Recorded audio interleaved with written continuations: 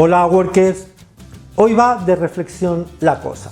Esos millennials, esa generación nacida entre el año 80 y el 2000, que son uno de los grandes damnificados de esta crisis que estamos viviendo. Una generación de jóvenes que hoy en día tienen entre 20 y 40 años. Una generación que viene de un caldo de cultivo de prosperidad y buena preparación, de aquellos años en los que ni se intuía todo el desastre económico y laboral, también social, que estamos viviendo desde hace ya 10 años. Hablamos de jóvenes que vivieron en primera persona la crisis del 2008, que se alargó hasta el 2013 y en algunos casos un poquito más. Algunos ya incorporados en el mundo laboral y que ya se vieron afectados por esa situación. Los más jóvenes la vieron reflejada muchos en sus padres. Y dicen los psicólogos que será la generación más afectada de esta crisis del COVID en cuanto a trastornos del estrés y la frustración. Dos crisis graves en 10 años. Y si encima te han salpicado las dos, es mucho para poder digerir y ser optimista de cara al futuro.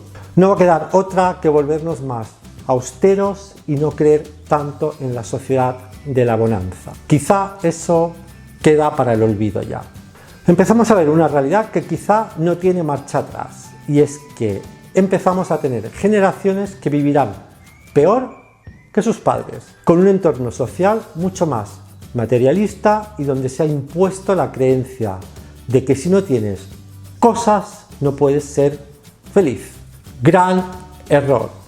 Por lo tanto, se entiende que todos, desde el optimismo, debemos educarnos más en los valores, en aplicar el método de la cigarra, es decir, trabajar y acumular para tener una jubilación y un fin de vida más o menos cómodos y no tanto en dejar herencias.